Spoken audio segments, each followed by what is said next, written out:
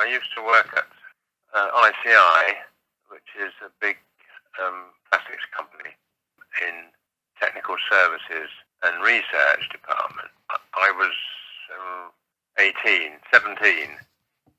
my first job.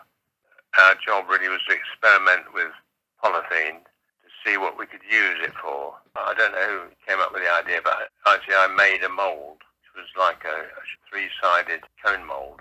We then mixed some yellow pigment with white polythene powder, put it in the mould, bolted the mould on, and made a cone.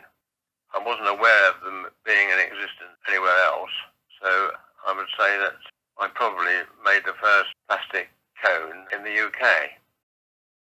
I worked with them for 14 years, and I sort of came to the conclusion that I could do a better job on my own or make more money. So I left their employment and set up in competition. And after about a year of successful manufacturing, then the original company used a patent agent and a solicitor, a high-powered London solicitor, to try and frighten us into stopping production by saying, oh, well, you're just copying our products. So then we hired a solicitor from London, and they said, oh, well, the best defence is prior art. So what you've got to do is prove that nothing in their cone is actually novel. So, and the best way of doing that was to get a sample of all the cones that had been made previously. Then I suddenly became very interested in collecting cones, to try and save the business I'd started. So I ended up with an awful lot of cones. People heard that I was a bit odd and I was a cone collector. So people started sending me cones. So even now I still get people who send me cones. A few people like to put you in their books of collectors who are slightly deranged, and they're doing it really to sell their books. The television programs, they're not interested in what you're doing or why you're doing it at all. They just want to make a successful program. So they're very light-hearted.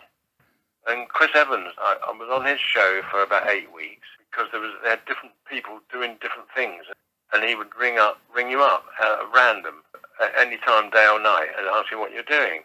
And there was Christmas tree man, and then there was guitar man, and I was cone man, you see. And they'd ring you up and say, "What are you doing now? What are you doing at the moment?"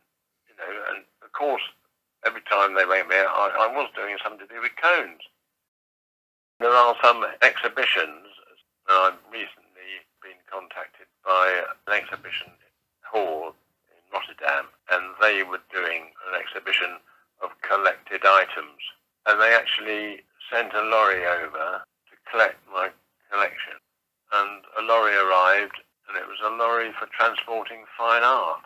And so there my cones were in there with a Rembrandt and all sorts of things like that. And they took it back to Rotterdam, and the exhibition was opened by the King of Holland. I'd been invited to go and meet the royal family. That sort of situation crops up, and you sometimes wondered how on earth you got there. Like we had a brilliant exhibition in Dubai, and you sort of go into these fantastic places with amazing glass lifts that are 80 floors high. You go right up to the top, and then there's all these tycoons from all around the world going to an exhibition of cars, and then you get chatting, and they say, "Why are you here?" You say, "Well, I'm selling speed bumps and road cones to the Sheikh." And it was true. That's what we were doing. You think you're never alone with a cone. It's just amazing the places you end up.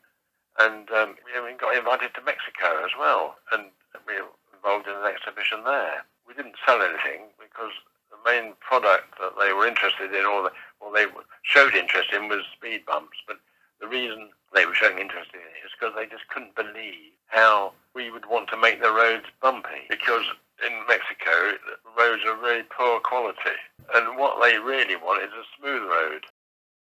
Cones are they're a symbol of a country. A country is really very much if they haven't got any cones.